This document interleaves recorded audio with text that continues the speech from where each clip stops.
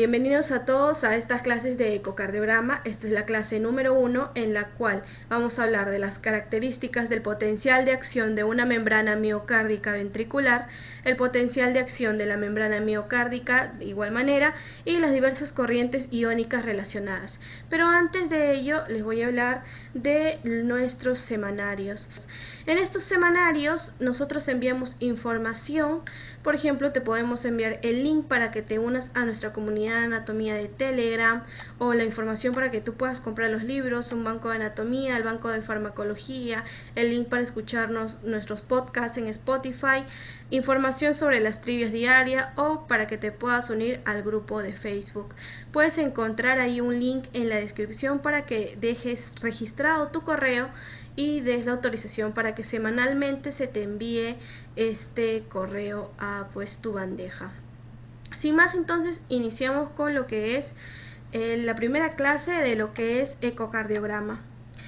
Bien, tenemos aquí dos imágenes, dos representaciones esquemáticas que básicamente expresan lo que es el potencial de membrana en una célula miocárdica.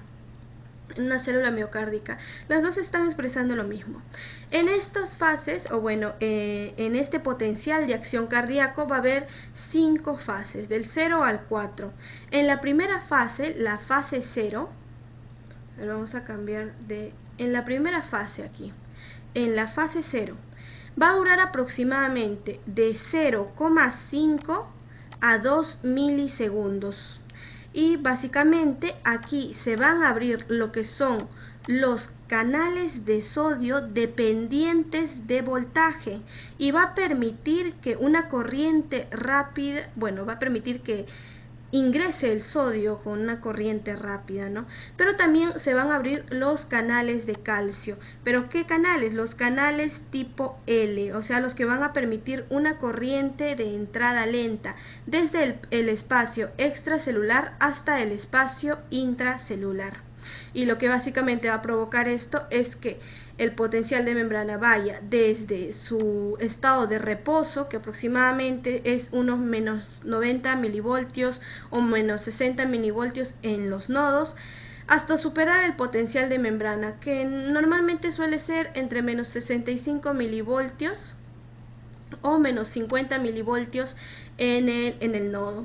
Entonces va a subir, va a subir, va a subir, va a seguir despolarizando, va a haber toda una despolarización de la membrana hasta alcanzar aproximadamente los 20 o los 30 milivoltios ya positivos.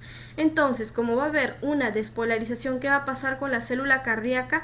Se va a empezar a contraer. Esa es la primera, fase 0, es decir, en un resumen, despolarización rápida debido a la entrada de sodio por los canales rápidos y de calcio por los canales lentos tipo L. Y como un dato adicional, ingresando un poco a lo que es farmacología, estos canales de entrada rápida de sodio son bloqueados, por ejemplo, por antiarrítmicos del grupo 1, los antiarrítmicos del grupo 1, como puede ser la quinidina o la lidocaína, mientras que los canales de entrada lentos de calcio son bloqueados por los antiarrítmicos de tipo 4, como pueden ser el verapamil, el diltiazem o las dihidropiridinas. Y ahora continuando con lo que es la fase 1 o también llamada la fase de repolarización rápida. Básicamente se va a formar, como vemos aquí en la imagen, una morfología de espiga al potencial de acción.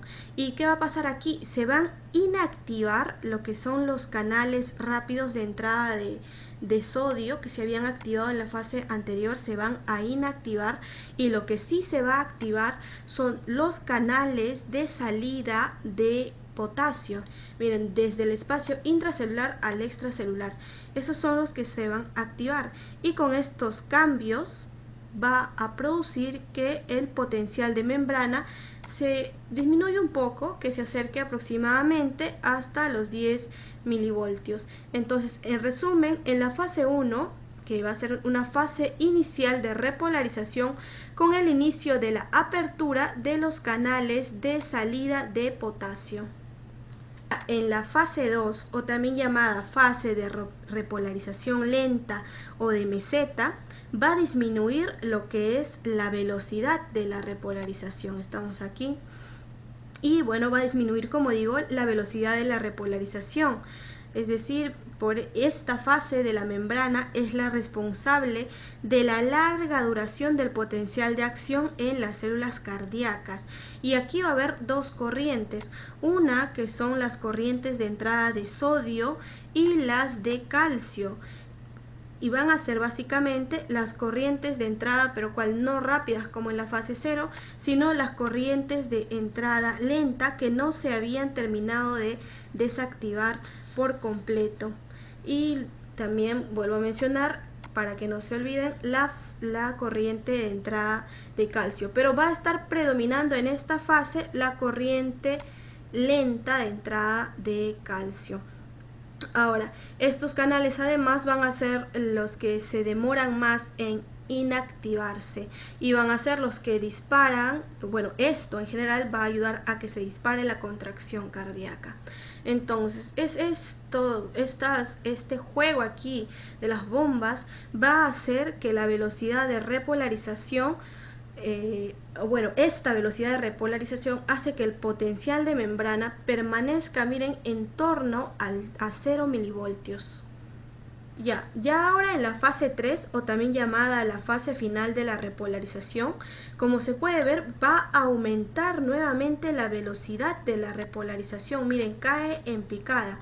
Es decir, el potencial de la membrana ya va a alcanzar sus valores iniciales de reposo.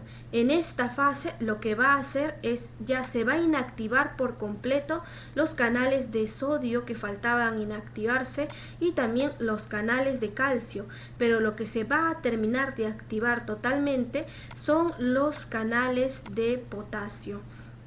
Y como se puede visualizar, ya al finalizar, como digo, la fase 3, prácticamente se va a alcanzar nuevamente el potencial normal de reposo, aunque aún va a haber un exceso de sodio en el intracelular, aún va a haber un exceso de sodio aquí, y pues aún va a haber un déficit del potasio. Entonces, por lo tanto, se va a poner en funcionamiento la bomba ATPasa. La vamos a graficar aquí. La bomba ATPasa, ¿qué es lo que va a hacer? La bomba ATPasa va a extraer lo que es al sodio y va a hacer ingresar al potasio. ¿Cómo?